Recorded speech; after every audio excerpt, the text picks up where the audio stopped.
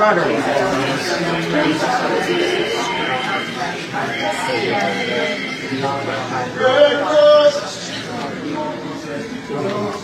see them warm in, and I think to myself, what a wonderful world. I see skies of blue and clouds of white, the bright blessed day, the dark sacred night, and I think to myself, what a wonderful world. The colors of the rainbow, so pretty in the sky, are also on the faces of people going by. I hear friends shaking hands, saying, how do you do? They're saying, I love you. I hear babies cry, I watch them grow. They'll learn much more than I'll ever know. And I think to myself, what a wonderful world.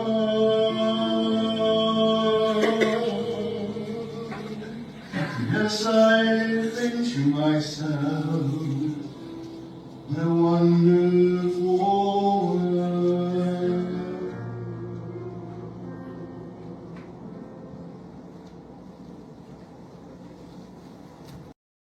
Good afternoon, beloveds. My name is the Reverend Matthew Smith, and I have the honor, privilege of serving Joe as his pastor. Not being his pastor, but having the opportunity and the grace and the blessing of being his pastor at People's Church of Flint, formerly the historic Woodside Church.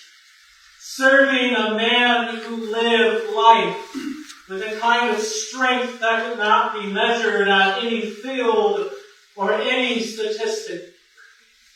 A man who stood not only because his stature, but because of the depth of his character. A man who used his voice, his presence, and his gifts to lift others, especially the young people of Flint, into possibilities they didn't always see for themselves. A man who believed in a community so fiercely that he built his entire life around it. And I can truly declare that he could have succeeded anywhere, but he chose to plant himself right here and pour himself into his family, his students, his athletes, his future. He was a teacher whose stories made history come to life, and a coach who understood that shaping a person mattered more than shaping a playbook, and a man who carried wisdom with humility, a deep sense of humility. On this last conversation that I had with him, he said, Pastor, you know, I am not an egotistic, but I do fear there will be a lot of people at my funeral.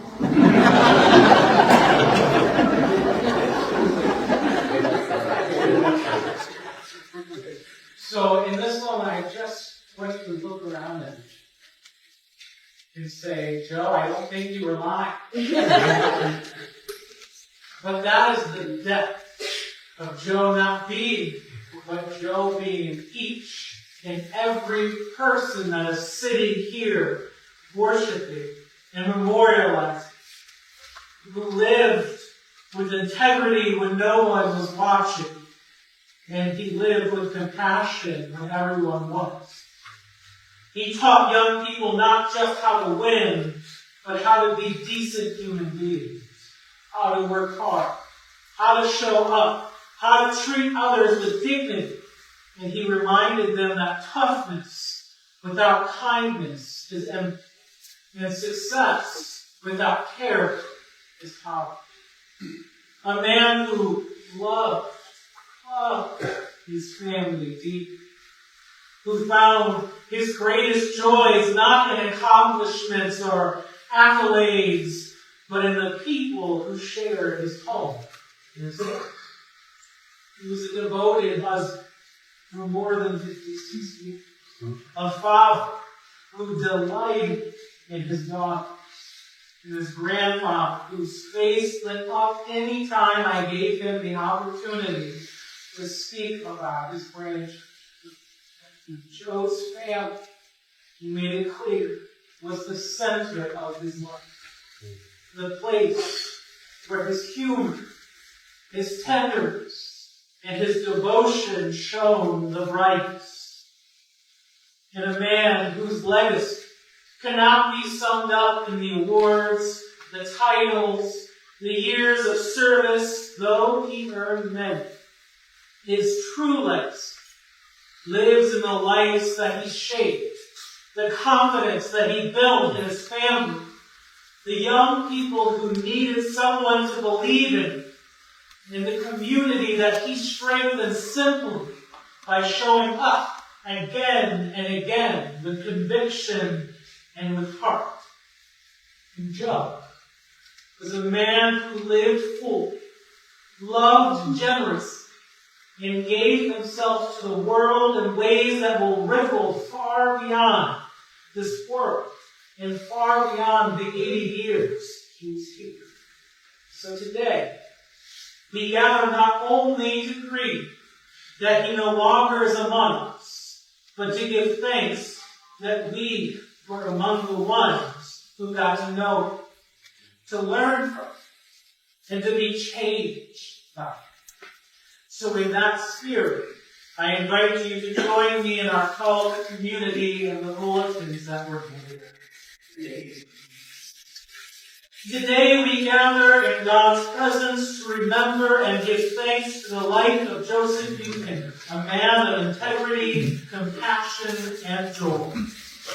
We come with grief because he will be missed, but we come with gratitude because he blessed so many lives as a rock for his family, a guide for his students, and a steady presence in the heart of flint. During this time together, may God grant us comfort, may God remind us of hope, and may the spirit of Joe's life inspire us towards compassion, courage, and joy. With grateful hearts, we remember his wisdom, his joy, and the way he made us feel seen. And now I invite you to hear one of the hymns that Joe has picked himself.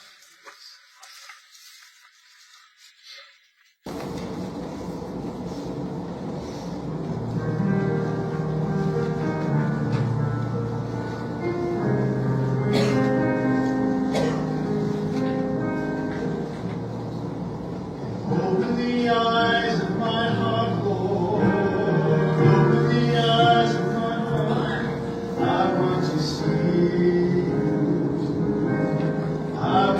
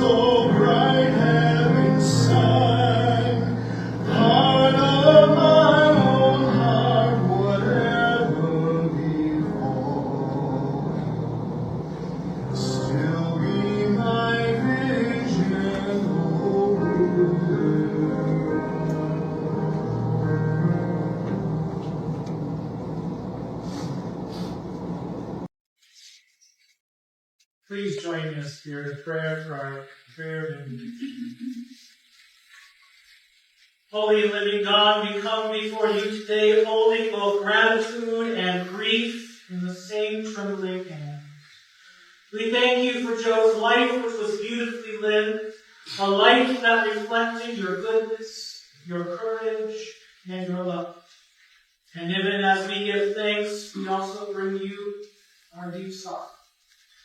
But God, remember today that Jesus has gone before us and that he stepped into death and conquered it, that he rose again so that every grave would know it was not the end. Because of him, we do not gather as people without hope. We gather as people who trust that life, real life, abundant, everlasting life is held safely in your hands. So meet us here. Beloved Creator, meet us in our ache, meet us in our questions, meet us in the quiet places where tears form before we can speak. So let your Spirit move through this room like a comforting breath. Lift our eyes when they can't lift themselves, steady our hearts with the peace that only you can give. And let your love push back the fear, let your presence soften the loneliness, let your promises ignite hope again, hope that cannot be shaken, and bind us together as family and friends and community, reminding us that you and that we are never alone. And now we lift the prayers of the one who overcame death and lives forever. Amen. Amen. You now invite testimony.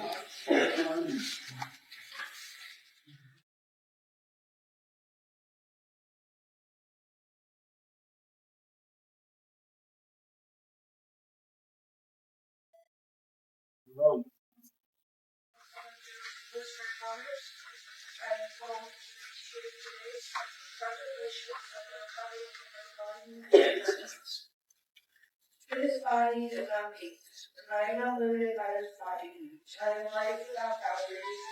I have never been born and I never died. Forget those the sour stars. Men with things, my wonders and life. Since the first time I have been free. Birth and death, no holy doors to which we pass. Sacred rescue of another night. Birth and death are even time to see. So last with me, one more man, but I'm sanctified. Say goodbye to being messy. In each today, we begin to follow, we will keep at the source of any each other all from.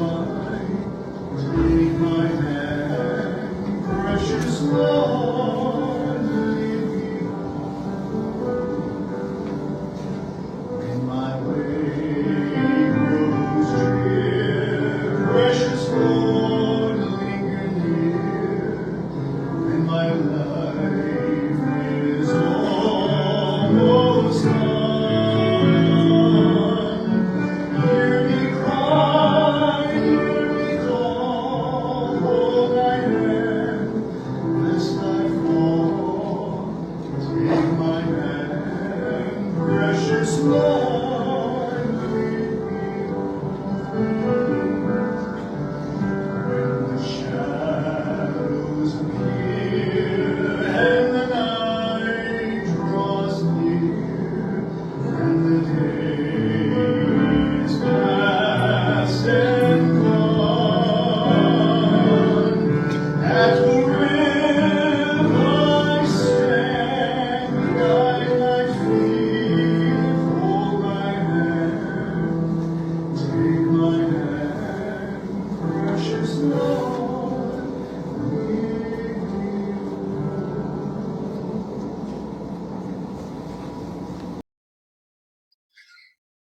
Our New Testament scripture today comes from the Gospel according to Matthew chapter 11, verses 48 through 50. Come to me, all you who are weary, and all who carry heavy burdens, and I will give you rest. Take my yoke upon you and learn from me, for I am gentle and humble in heart, and for you will find rest for your souls. For my yoke is easy and my burden.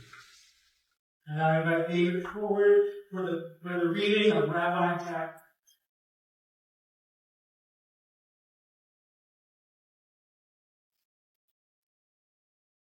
Thank you, David. This unload. At the rising sun and its gazing song, at the blowing of the wind and chill winter and rain, at the opening of the buds and your good spring, and the winds of the skies and planets and at the rustling of the leaves and the beauty of falling around. At the beginning of the year and the ends of the world. As long as we live, they have darkness. When we are weary, we give strength to live. When we are lost and sick at heart, we renew. When we have decisions that are difficult to make, when we have joy to pray to share, we renew. When we have sheep, we are at our base on prayers. As long as we live, they will be sick. They are not.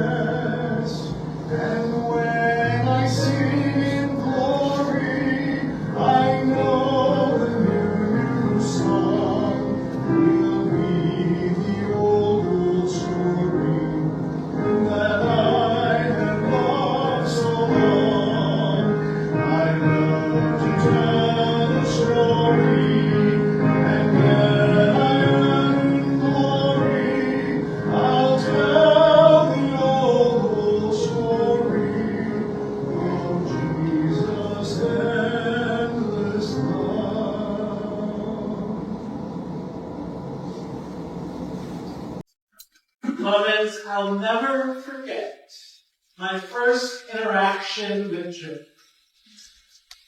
It was my first Sunday. The book group was meeting in the dining room area, and I had called the search committee together to say a prayer before our first worship together. And Joe's first words to me was, "Hey kid, don't look so nervous." And then after service, Joe walked right up to me with that familiar spark in his eye, and he said, "You know, Matthew, when I watched your welcome video, wasn't too sure I was going to like it. But boy, was I wrong. And only Joe could deliver a line like that. A line that was half teasing, half truth, but all love and heart. He had a way of making you feel instantly at ease. In that moment, I knew I was meeting someone whose honesty was a gift, whose humor was a bridge, and whose presence would become a steadying grace in my own ministry. Beloved, pastoring can sometimes feel monotonous. There are long days, heavy stories, endless tasks that don't always seem holy, but Joe had a way of interrupting the mundane. I always counted on him on Sunday mornings to get us riled up for worship, even though I gave him a job I don't know if he even knew he had. When I declared good morning to the congregation, I'm sorry for my folks who are sitting here, even if there was enough energy to get us going, it was Joe's job to scream good morning, because that would set the tone. And his humor would slip into the room like sunlight, unexpected and healing. You reminded me often, without even trying, that joy is also part of your call, Master. That laughter belongs in the life of the church just as much as prayer and preaching. And I was given permission to share this little story from Joe and I's final visit to him. As we were ending our time together, I asked him a question that I asked all folks who are nearing the end of their journey. I said, "Joe, do you have any thoughts or ponderings about what comes next?" He looked at me with that classic Joe expression. The one that would let you know he was about to say something both honest and mischievous. He chuckled and he said, "Well, Pastor, you do know a lot, but I'm afraid that question's a little out of your scope. Because until you're there, you don't know." He said, "I am a stoic man, but I'm also a realist. I had to admit that he wasn't wrong." He said, "Pastor, I truly live heaven here on earth." He said, "I have the best wife anyone could have asked for, who made a beautiful family, which is as close to heaven as on earth." So I said, "Okay, Joe, fair enough. Then can we at least dream together about what your next life might look like?" And he didn't hesitate. He said, "Pastor, for me, I think I'll walk in, meet with my board of directors, and give my final report. And once that's done, I'll take a seat and I'll wait and greet everybody in their duty." And only Joe could imagine heaven like an order. and somehow make it sound comfortable. It was so perfectly kept. It was organized. It was thoughtful. But it was deeply relational. And yes, still coaching, still reporting, still taking care of his people. Even in imagining eternity, Joe was thinking about responsibilities and connection and wars. He planned that he would be the one at the door, waiting and welcoming and greeting folks as they arrived, just as he did here on earth. And then Joe, on our first meeting together, shared with me something that stayed with me ever since. He said that in life, a dear mentor told him you should always take time to thank your board of directors. The people who steady you, who guide you, who support you, who challenge you and quietly hold you up when you need it the most. The ones whose fingerprints shape your life in the ways you don't always recognize it until years later. And I think for Joe, that wasn't just a clever metaphor given by his mentor. I think it was a way of honoring the relationships that make us who we are. A way of naming the everyday saints who walk with us, sometimes loud and sometimes silent, always faithful. And the more that I got to know Joe, the more I realized that Joe didn't just talk about board of directors. He served on so many people's. He was so many human beings, advisors and encouragers, the no-nonsense truth teller, the one who showed up with humor and wisdom and a heart right when you need it.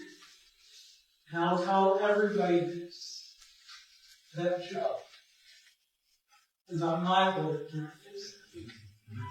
And he will forever be. Although I only got to know Joe for these short 2 years together, his stories and his memories are best told by those folks who knew him best. So I first would like to invite Eric.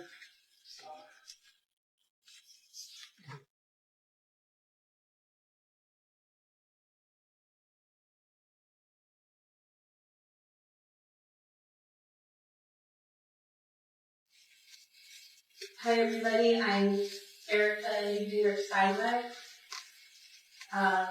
This is Steve. Not so long ago, I had only look outward to see my father. I would see him sitting in a chair, reading a beloved book by a shelf still, or engaging in one of his feats of strength around the house, lifting something ridiculously heavy. Even after his cancer diagnosis, sometime after his surgery, I remember him shoving sections of a couch up the basement stairs into arm-swinging arms to put on my needed them. I remember him reaching for things up on a high shelf while my mom stood by, waiting for the object she needed to come into her hands. I would see him putting on his shoes by the back door, his shirt neatly pressed, getting ready to leave for a dinner, a meeting, gathering, great help to uphold the community he loved. Now that he has passed away, I realize I don't have to look far to find him again. Once my dad and I were up north walking on the path at Canadian Lakes in a swim tank, my mom said from behind us, "You two have the same legs." Dad and I looked at each other and smiled. We liked this fact. We had athlete's legs and shins that rode outward of it. Now I look in the mirror and see we have the same eyes. I look down and see the same hands.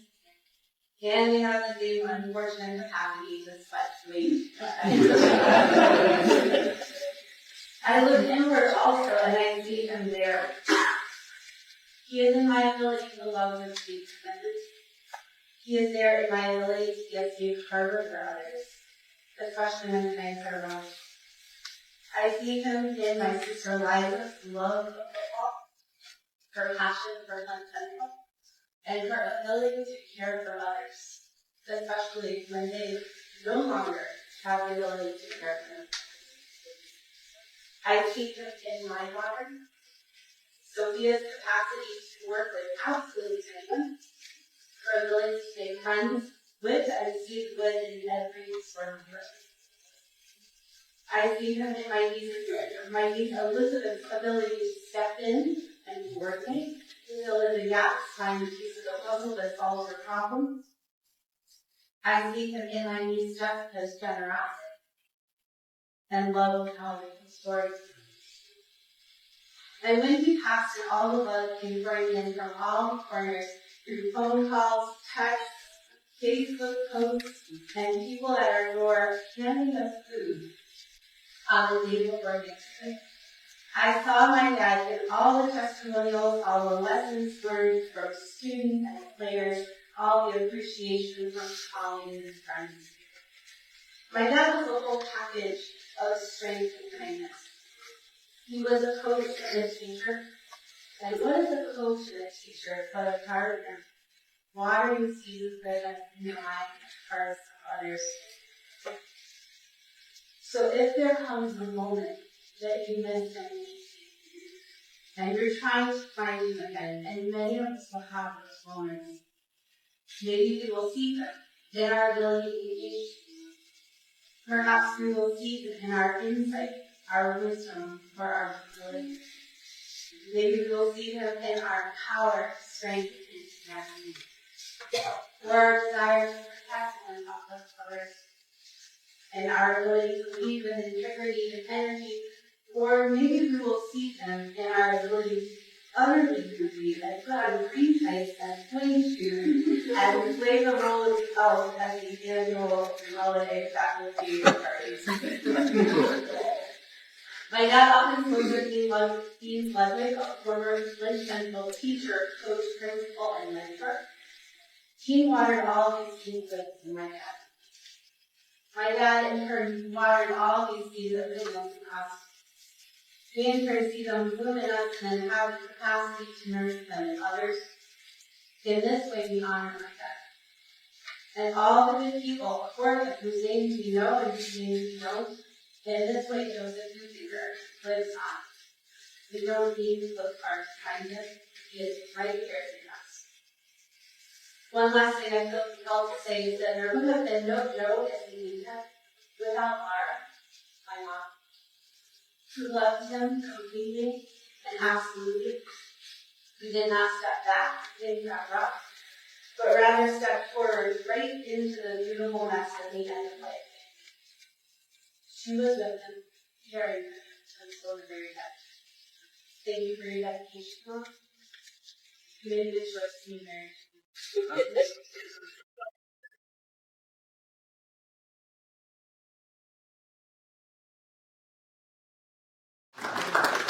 I now invite Cliff Turner up, a friend and a service coach.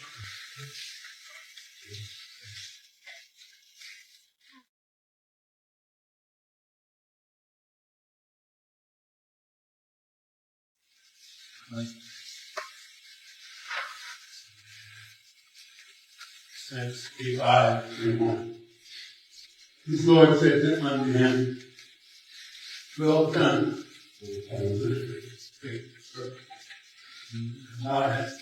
God has been faithful for good. I will live you. You know what you would say. I thank you. That's something. That's the God. Last my first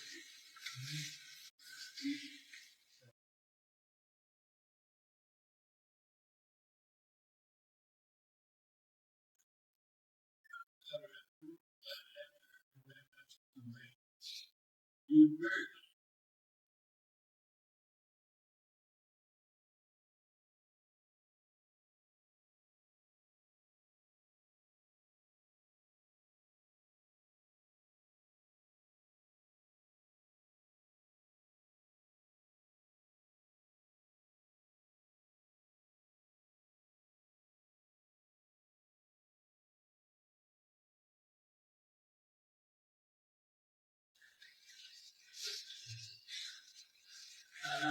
This,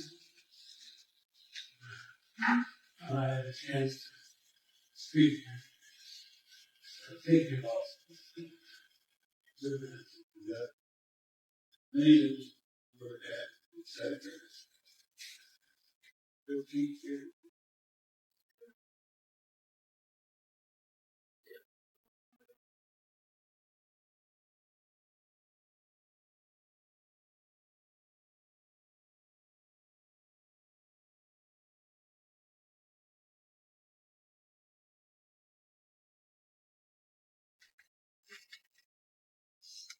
The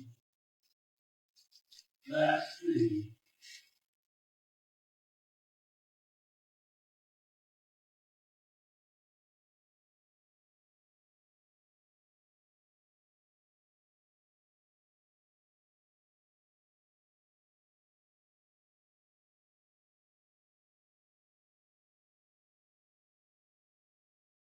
I would say,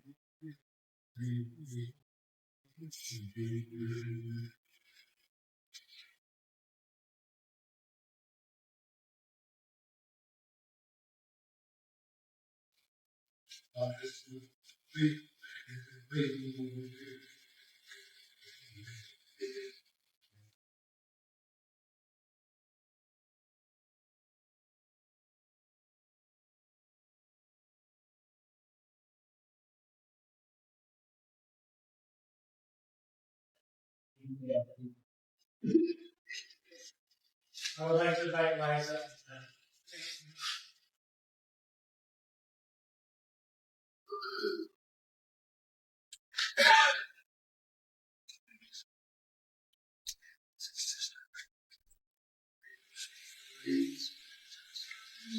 I'm Liza, Joe's oldest daughter.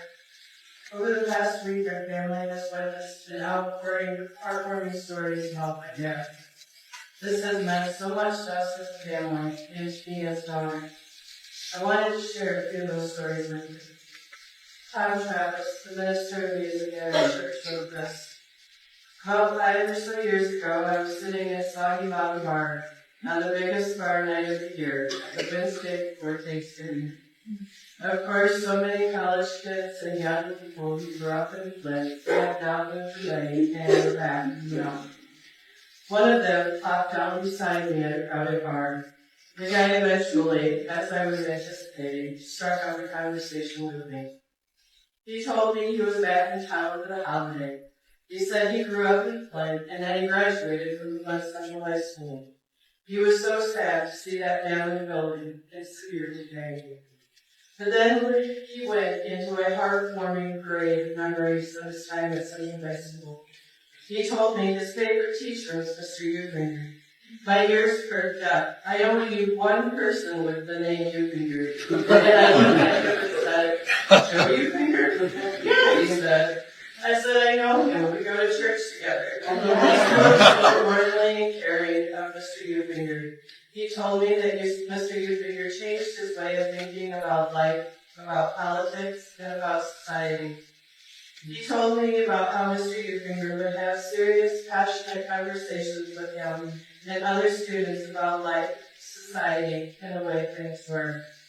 Honestly, at that point, I had to know that Joe was even a retired teacher. I didn't know him that well. The next Sunday, I pulled Joe aside and recounted the story to him. In Joe's style, he was humbly pleased to hear it. But that guy telling me about Joe Eufinger changed me too. The intense passion this guy talked about how Joe had changed and altered his life and way of thinking made me see Joe in a different way. I began listening to Joe and talking with Joe at church. I began to hear the wisdom, humility, love, and passion that was the fabric of Joe Eufinger. I regret I only knew him for the last 9 years, but I am so thankful for what he taught me and shared with me largely by his example of how to be an exemplary human being. I was a musician at a church in which Joe really wasn't a singer or a musician, but we still connected. He had a heart that I wanted to emulate and still try to. Fred Jackson, a former Flint Central quarterback, shared this. When I became a junior, I weighed 145 pounds and got trucked by an opposing player the size of a grown man that played running back named Alfonso Boone. He was about 6'3", 255 pounds, and later played in the NFL. Coach Yu told me to join the powerlifting team, and I did, and won my division going into my senior year, weighing about 155 pounds. He motivated me to take the graceful trunk and build on it. Long story short, I utilized the weights my mom, Carolyn Jackson, bought, treated 6-hour weight room like a religion, and became a quarterback that ended up benching 260 pounds before my senior year. That helped my team go 11-1. My team voted me MVP as a senior from the results that Coach Yu has given.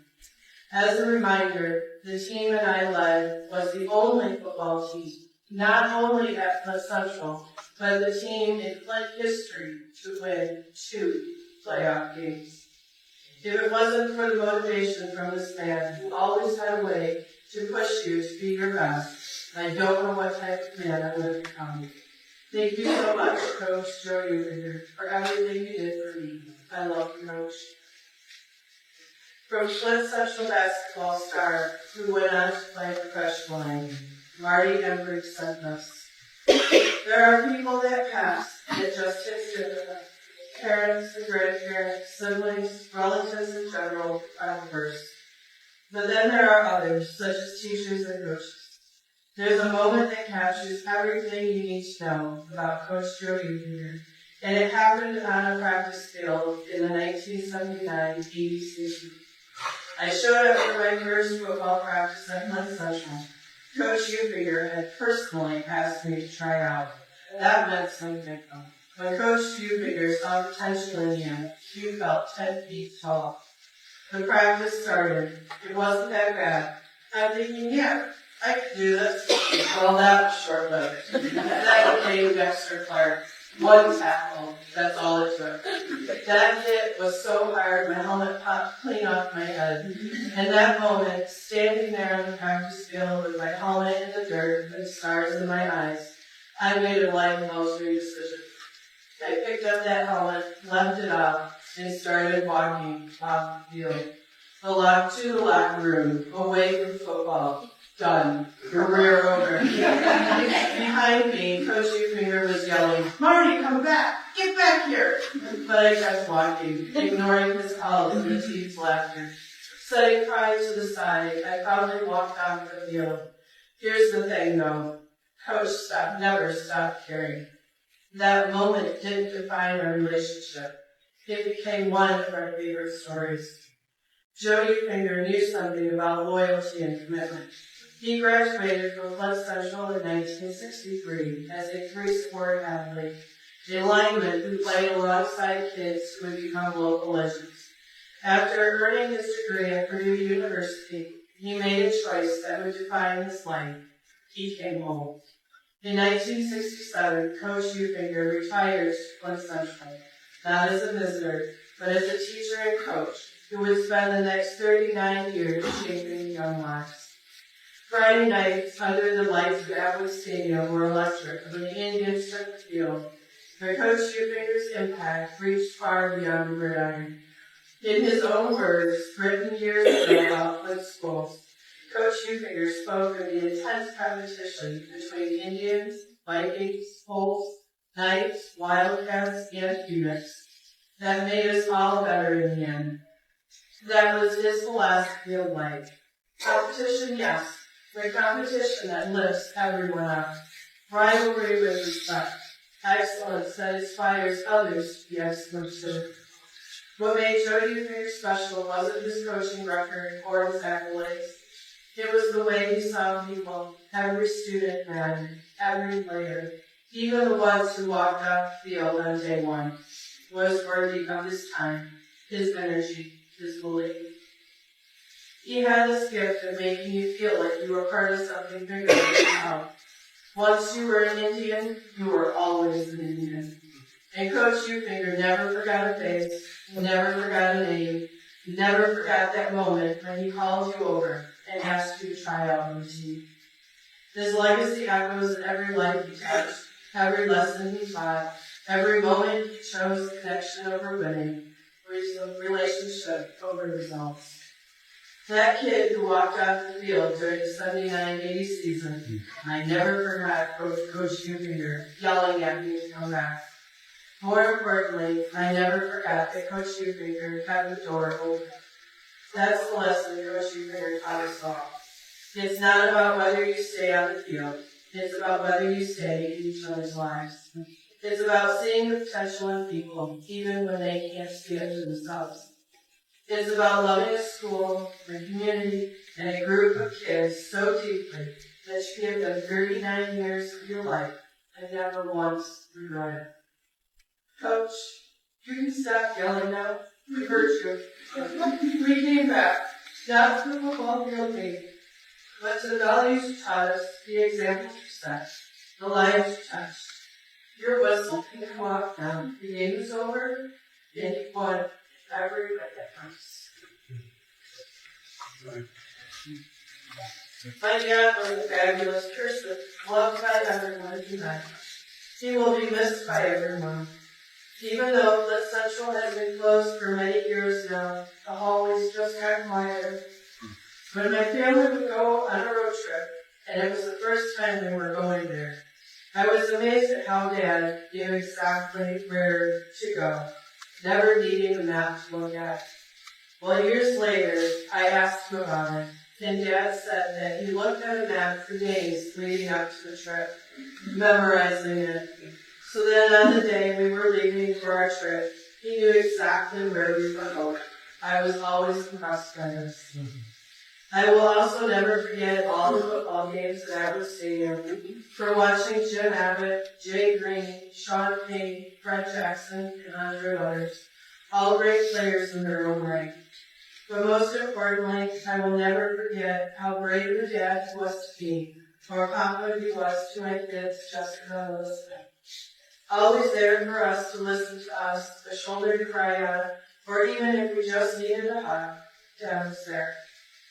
I also just found out from a friend of mine that Dad was the best skin-to-knee mender ever. He truly was the best mender of everything. He always knew exactly what to say and what to do. Never any hesitation. Never any doubt. Dad, Papa, you will be missed without a doubt. Well,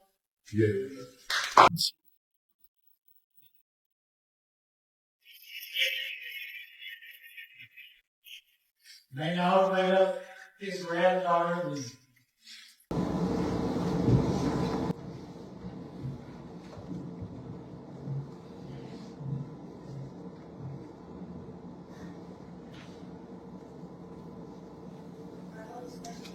And first grandmother. Hi, granddaughter, my older. My grandfather was a man who was not bright in the days, who always made me feel better than younger and brave. He was more human and ambitious country. He was my grandfather. My grandfather's son always had these words to tell, but just as importantly, he had to be the first grandson. He was patient and kind, and the very best friend I could ever hope. He was no ordinary man, and I cast all will that Joey here.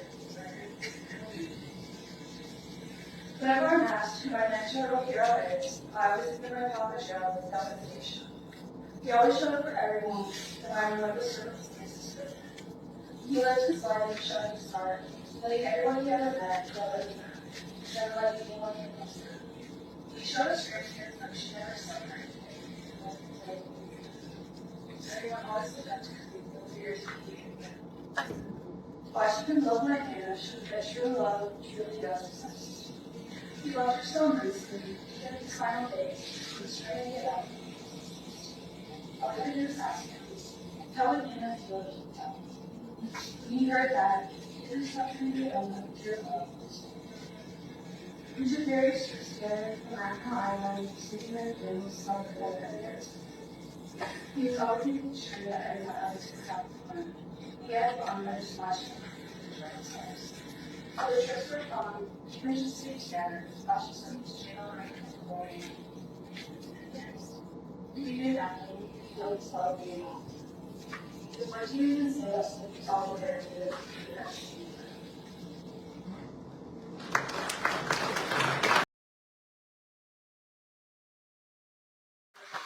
And now I invite the Flint Community School Superintendent, Kendall Jones.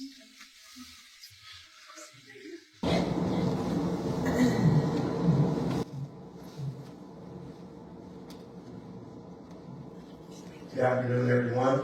Good afternoon. So very honored to be here. Thank you.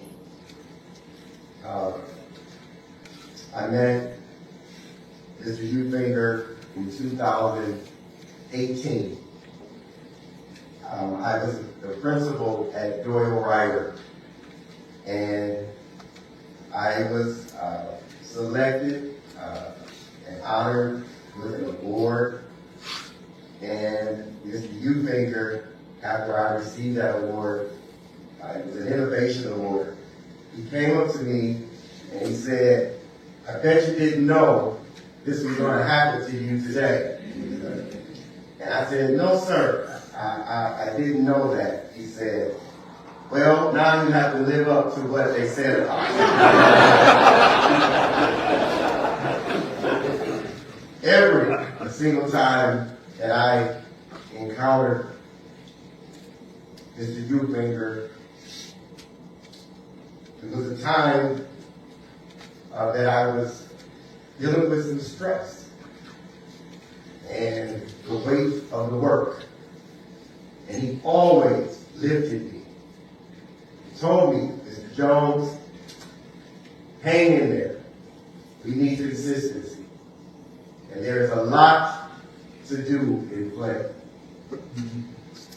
And as I see him every year at the Excellence in Education Award Ceremony, I just have to say, there's never been a master ceremony like Joe Eufinger. He was always the same. He was a man of integrity. He honored teachers. He honored staff. He honored everyone that came before him. And I could not allow for this day to pass without a resolution to remember him every year. Normally, when we do these resolutions, I would normally ask alumni to stand, but it's too many people. But if you are an alumni of Flint Community Schools, I would just ask you to raise your hand. Wow. Wow. This is not only on the behalf of this administration and the Board of Education, but it's also on behalf of all of you, to this family, and in honor of this great man. In memory of Mr. Joseph Anthony Eufinger, whereas we come to a loss of a former student and employee of Flint Community Schools, Mr. Joseph Anthony Eufinger, who departed this life on November 25th, 2025. Whereas by his death, we, the Flint Community Schools staff, scholars, and Flint Board of Education has sustained the loss, where every person matters and is loved. Therefore, be it resolved that our departed will be remembered each year on November 25th in a moment of reflection, as he has departed this life from his family, friends, and loved ones. Be it further resolved, as we humbly submit to the cycle of life and short time on this earth, we mourn the loss of Mr. Joseph Anthony Eufinger, who was appreciated for his contributions to Flint Community Schools. And be it further resolved, this testimony of condolence, duly signed and sealed, be offered to the family of our departed as an expression of our heartfelt sympathy. Thank you on behalf of the Board of Education and myself as the superintendent, and all the alumni and staff and scholars of Flint Community Schools, we will forever remember. I will say that it's ironic that we are currently building in a place where he served. I want to say openly that his name will be in lights.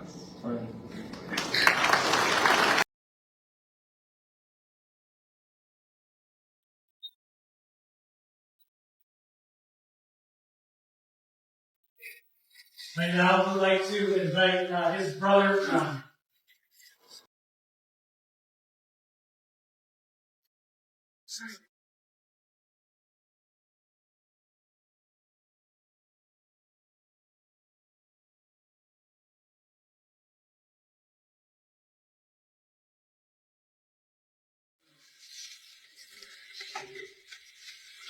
Hello. Hello. I had the privilege of knowing Joe longer than anyone else. Save one.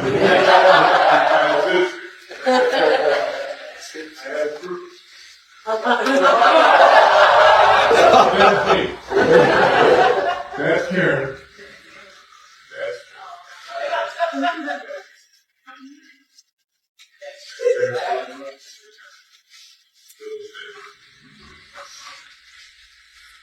Joe was always a leader, a mentor, a teacher, and a protector of those he cared about, which included most everybody he knew. Our mother related the story about seeing me being bullied by some young lad on the sidewalk outside of our home on the corner of Paducah and Fremont Street here in Flint.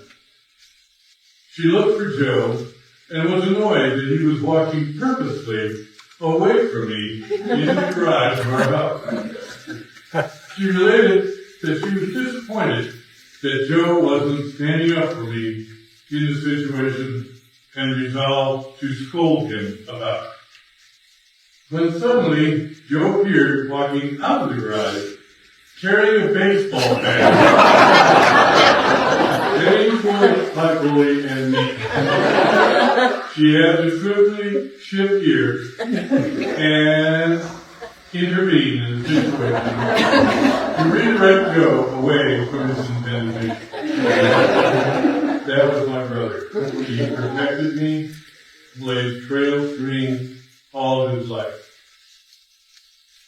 From following Joe into Jack Howe's Relic Club to taking Graham Crovin's history classes and submitting myself to the tender mercies of the coaching staff of the Flint Central football team, most notably the imposing figure of Dean Ludwig, the center linebacker coach and team trainer, and ultimately following Joe onto the wrestling team, also coached by Dean Ludwig.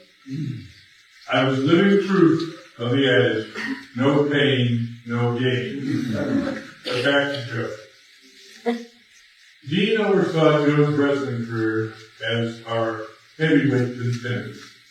Parenthetically, Joe was the only guy to go the distance with Dave Porter, Lansing Sexton's undefeated wrestling sensation, who pinned all of his opponents that year, except Joe.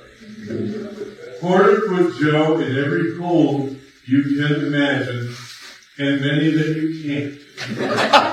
But Joe never gave in. Joe left the mat beaten, but unbound. Graham Crovin and Dean Ludwig mentored Joe and inspired him to be an exceptional teacher and an exceptional coach. And many of you here can testify how effectively Joe met the challenges Graham and Dean laid out. Joe produced, inspired many scholars and athletes over his storied career. He had much to be proud of, but the greatest victory he ever had was winning the hand of Laura in marriage.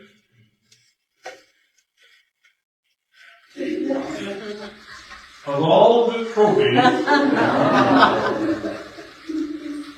trophies Joe Blood over the years, the one he was most proud of was his trophy wife.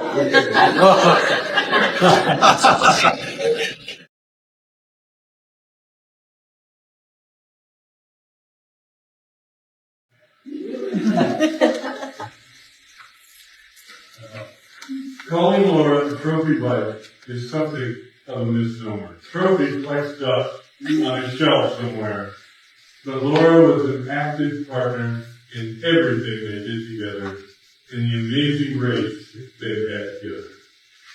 During that race, they were blessed with 2 wonderful daughters and in turn 3 incredible granddaughters.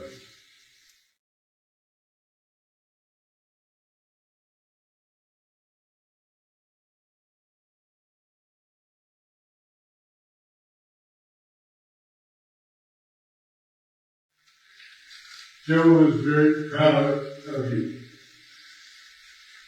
It is hard for me to face a world without my brother in it. Every day I will miss his warmth, his love, his decency, and his dedication to making everyone around him a better person. And pondering how again, my eulogy to my beloved brother, it occurred to me that the best way to close was to have Joe tell a story that explains a signature event of his legendary career. Joe versus Victor, the wrestling pair.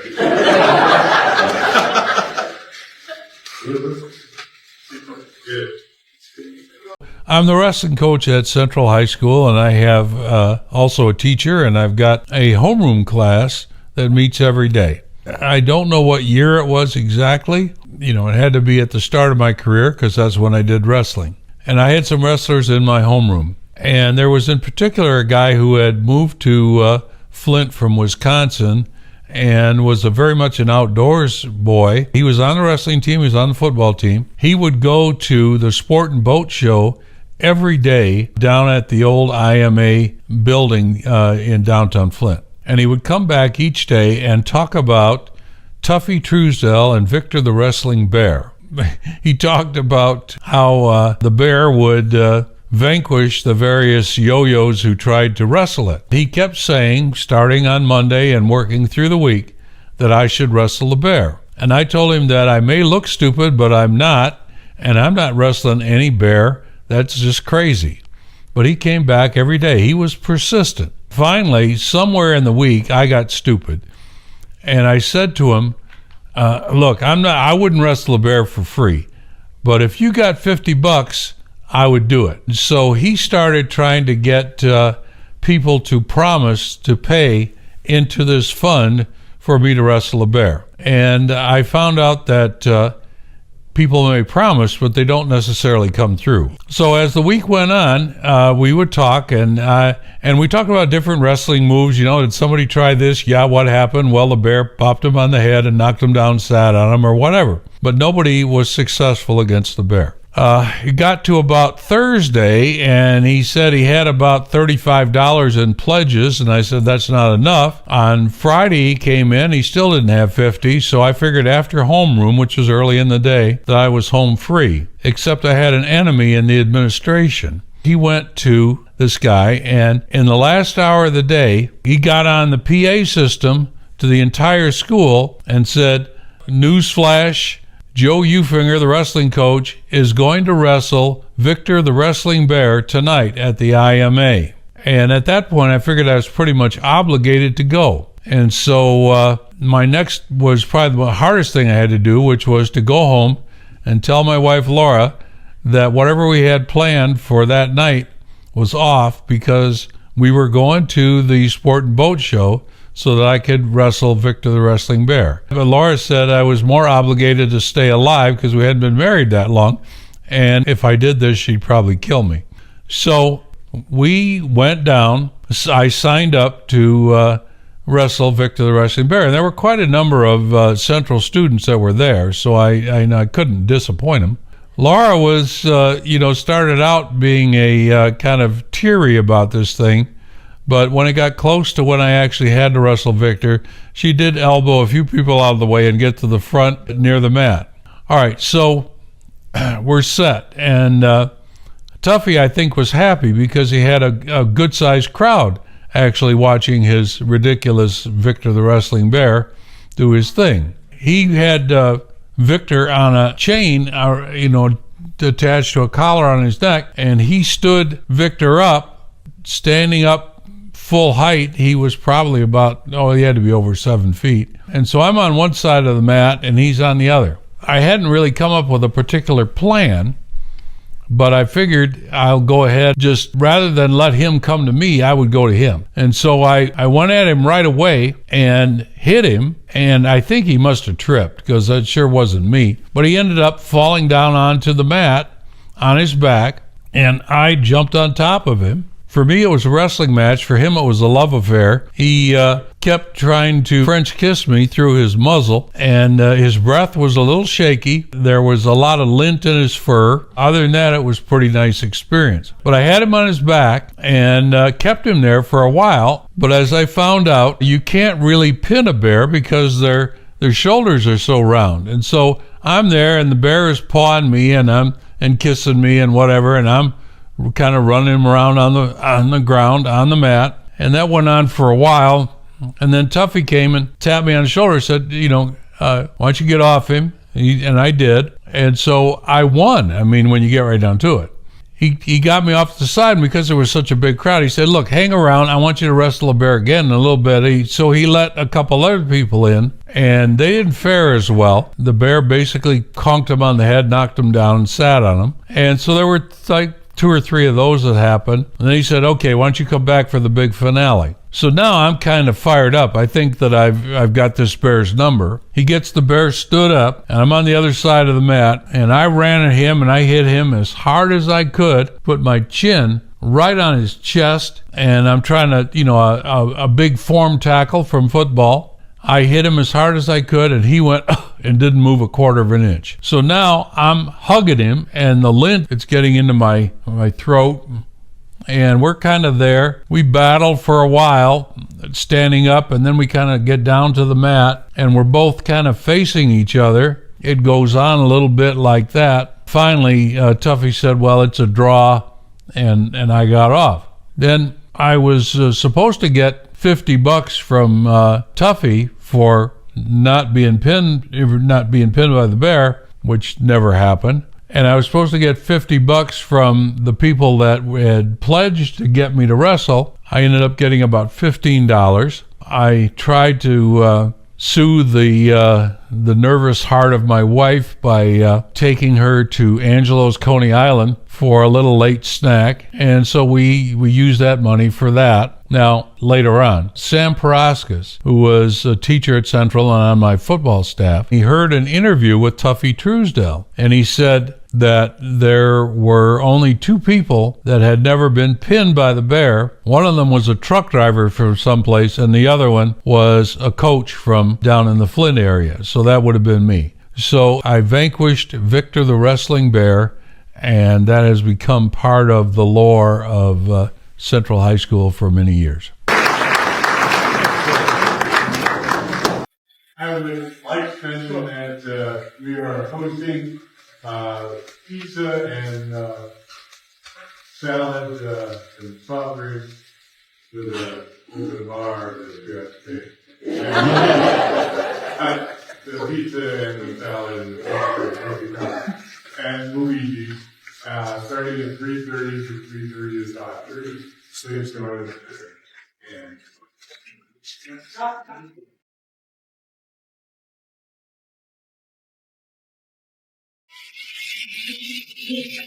Trying to think of a personal privilege. Every pastor gets we get to brag about our congregations every once, and I always get to brag, well, do you have someone that ever wrestled a bear? And the second one was when John first came to Peoples when I was there, and Joe said, hey, just letting you know, this person next to me is my brother. And I just said in Joe's tone, don't say. Exactly the same. So I was like kindly bring up two players on his first team that he led as a coach, David and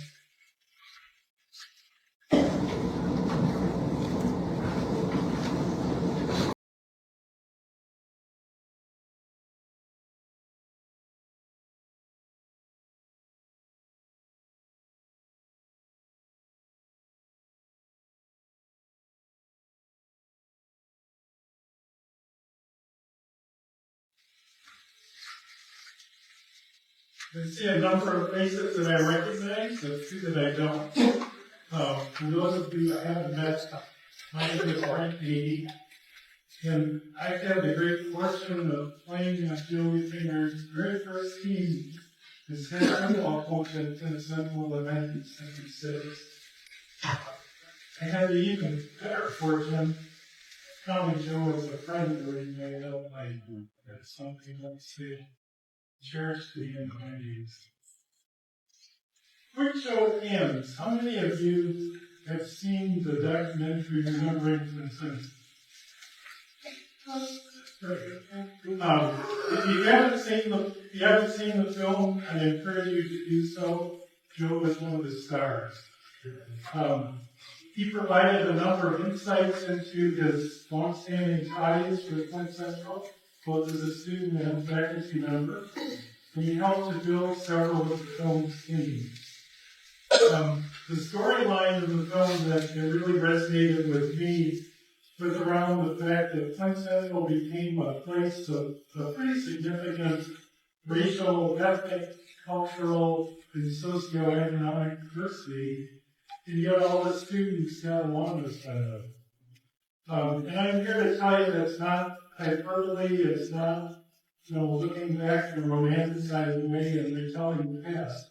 It really was like that. And I'll circle back to that topic in a moment. Early in Joe's first season as head football coach at Central, the team was doing Thursday prep for a game the following day, and we were reviewing the opponent's defensive alignments. Joe asked one of the players on the defensive line to slide over, and was immediately greeted with, "If this so-and-so would move over, I could get into the right spot." Joe calmly slid both players over into position and said without emoting, "We don't do this out here."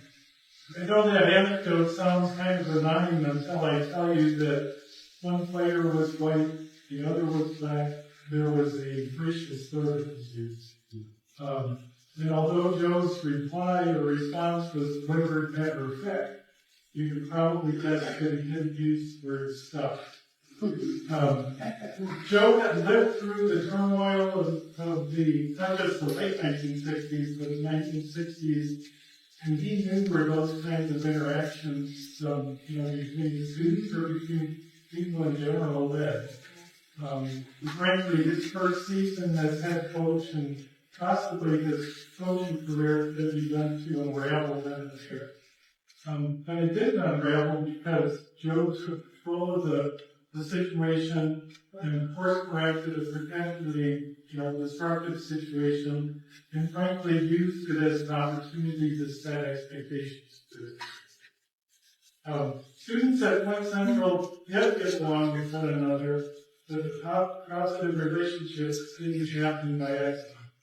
They existed because Joe and other staff members like Joe created a culture at Flint Central that kept students focused on an end game rather than one on learning, playing, performing, and that nice times. I deeply saddened that Joe is one. I take solace in that whatever suffering he may have endured is over. I'm thankful we had the chance to celebrate Joe's life and accomplishments with him. Those few who were there maybe all that 2020 we were able to gather and do that. In most part, I'm glad that we've had the opportunity to celebrate. That said, the job of honoring Joe Eufinger isn't done. He left us all with a mission to be students in life. Remember the past, take stock of the present, to do whatever we can to steer the future in a positive direction. We all need to be a little youngers.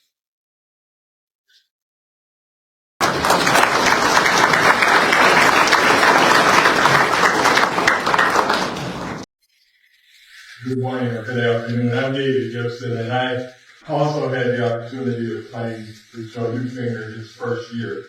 And I want to thank Frank for bringing up that issue. Obviously, we had a little civil disturbance on practice, but I don't think Joe actually calmly resolved that. To be honest with you, he resolved it very swiftly, but I honestly think that he should have been for the Nobel Prize Peace. Yeah, very swift and very quickly. I have to emphasize that. He's watched. Again, I was fortunate enough to play wide receiver for Joe his first year as head coach. And what I remember is Joe was very structured and disciplined in his approach, but he always made it fun. And that's something we didn't have for a couple of years. It was fun. And with Bob Halleck and Sam Farras, it was even more fun. So I'll share this story because it's kind of tell you how it was. And then it'll also give you the real deal because there's still people that don't understand what actually happened there. But I'll tell you. You know, and I know some of you can do the same. I caught a quick pass across the middle against Bay City Central. It took it down to the Bay City 1 yard line. And we actually scored. But when I got to the sideline, Joe wanted to know why I slowed down. I didn't slow down. I think I was just slow. But I argued my case that I actually crossed the goal line and scored. And Joe said, and I can still see the smile on his face, he said, "Hey, what are you talking about? That guy stopped and got a hot dog with water."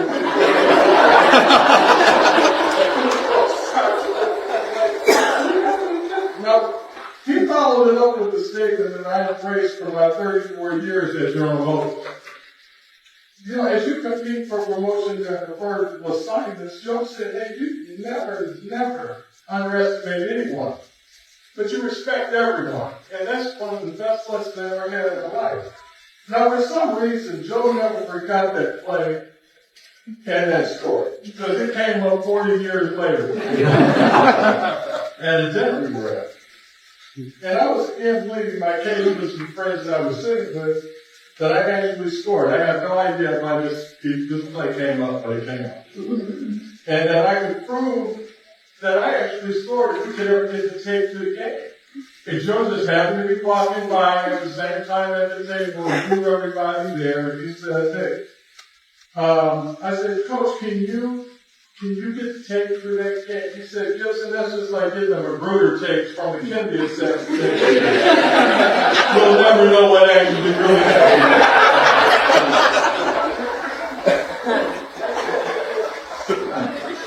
Honestly, people could have walked up at the But I also had a chance to work with Joe on the board for the Education Foundation for the Flint Community Schools, which I was just talking about a lot about. And in that organization, when Joe asked you to join something, you just joined. There was no sense to be arguing on it. And that organization recognized any employee within the Flint Public Schools for going above and beyond the call of duty in their position. It didn't matter if you were the principal, vice principal, teacher, parapro, counselor, custodian, or bus driver. He recognized the value that everybody had. And that was his superpower. He recognized and really appreciated and motivated by telling people that you add value to this system, you add value to this organization. And I actually use that as a manager at General Motors. You know, you have to motivate people by telling them that you add value. Now they also taught you can also manage, you can also get results by fear. It's effective, but it doesn't last too long. And you also have to realize that sooner or later you're going to get your tires slashed. That was my friend. Joe was my coach, my mentor, and my friend. And I'll start with them. Thank you for letting me share this.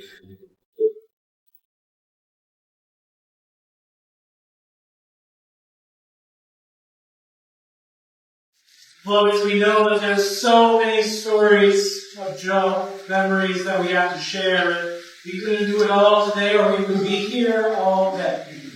And so I would remind us there is some memory cards in the back. We invite you to fill it out with the memory of Joe and put it in the box with the family to memorialize the stories of Joseph. So beloveds, please join me in spirit prayer. God, this beautiful earth, and God of the promises of new life, in this moment of the ending of a life, may we find peace in our understanding of the great cycle of life at which we are, for a small while, privileged to be a part. We acknowledge the loss we feel, but may we also rejoice that Joe remains with us in the hearts and minds and families and friends, in the memories of all those whose lives he has touched with his love. So we give thanks, O God, for his love and devotion for his family in which he took pride. He was a proud husband, a proud father, a proud grandfather, a proud brother. May they find in their hearts a place for all our memories of Joe, that they might strengthen and comfort and support the family in all the ways in the weeks and the days to come. So now, O God, we now give you thanks for Joe, that all trial and tribulations have ended, and that his love and spirit and life and live in most precious memories. Now draw us near to you in the bonds of love, that may glorify you anew and walk in ways as we now pray for our own needs. So loving God, fountain of all mercy and giver of all comfort, deal generously, we pray, with all who mourn, that casting all their care on you, they may know their consolation of your love and compassion. And now, merciful God, support us all the day long of this life full of both joy and trouble, until the shadows lengthen and the evening comes and the fervor of life is over and our work is done. Then in your tender mercy grant us safe lodging and holy rest and peace at last. Through Jesus Christ we pray. Amen. Beloveds, I invite us to listen to the final hymn that Joe has selected.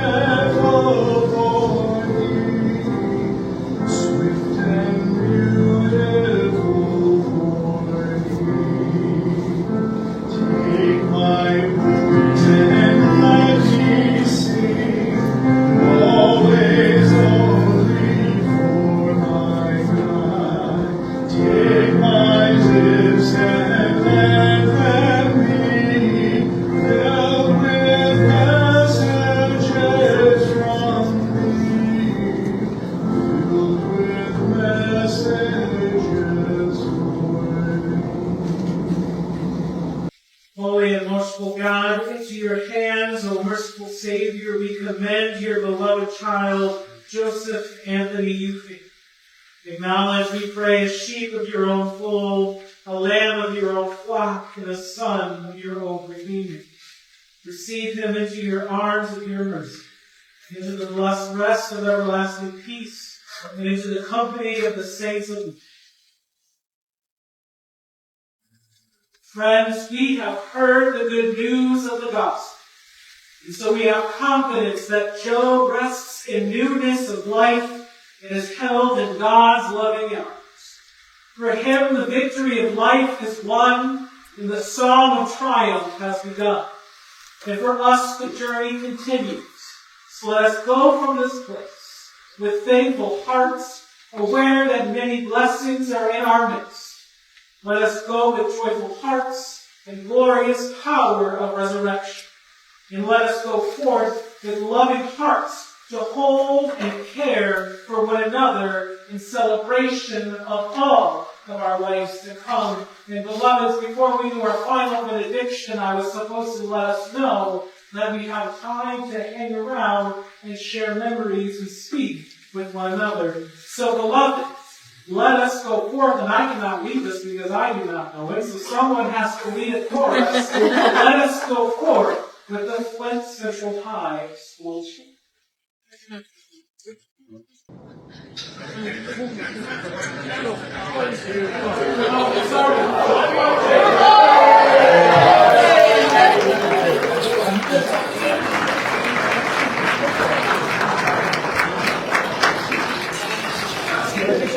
all found out that Joe was a wonderful family man. Yeah. An outstanding man of God. But let me show you the real Joseph Campbell.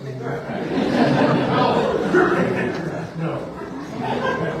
With one gentleman I learned a lot was, number one, he is so respectful to Flint and to the Flint Central Indians. Joe was the chief of Flint Central High School because he was wise and smart. I applied for that position, but I didn't make it. So they went way low and they made me a spirit maker. So I became the individual that kind of developed spirit things and whatever. Before I do that, though, I think the testimony of anybody is, many times when I talk to Dennis Lazar about this, who shows up to their funeral? If you were an athlete or a teacher at Flint Central High School with Joe, would you please stand?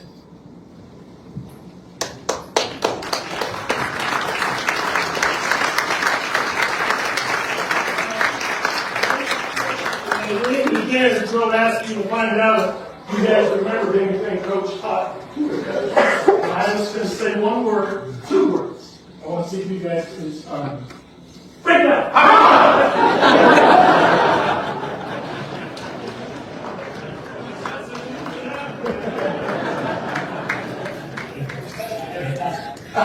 Hey guys, I'd be remiss if I didn't mention Sam Roskus, Mike Vance, and I hate to say myself, guys that were with Joe in high school when we played with him.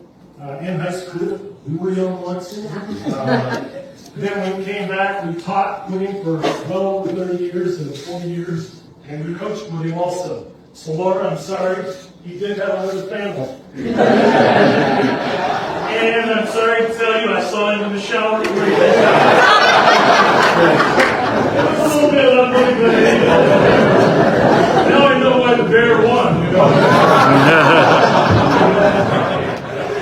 A little bit of him, but I didn't mention that. That was right there with me. One thing I'd like to do before we go, though, is Laura gave me a call, and Joe, it's your fault you had to call me. Okay? I'm like everybody, just kind of imagine that you're back in high school and I'm the spirit maker. Yes. All temporalities and all that kind of stuff. So I want you to just kind of put yourself back there and you were all Flint Central Indians because Joe was all about Flint Central and being red and black. He was also for all the other schools. So even if you were at Flint Southwestern, you were Flint Southwestern Colts, or whether you were Flint Northwestern Wildcat, or you were Flint Northern Viking, I want you to all understand. By the way, if you're Northern and you can't spell Central, you just follow me. Anyway, we'll leave you with a little chant, okay? Erica, you can stand up on that side. And Liza, you're coming over here, or I'll change the grades. You wonder why they graduated from Central, Joe had in I want all of you to pretend you guys are students back in high school, and you're all from Flint Central. Yes. You people are going to be going. Are you guys ready out there? I need my ball players to follow. Give me a C! C! Give me an E! E! Give me an F! F! Give me a T! T! Give me an R! R! Give me an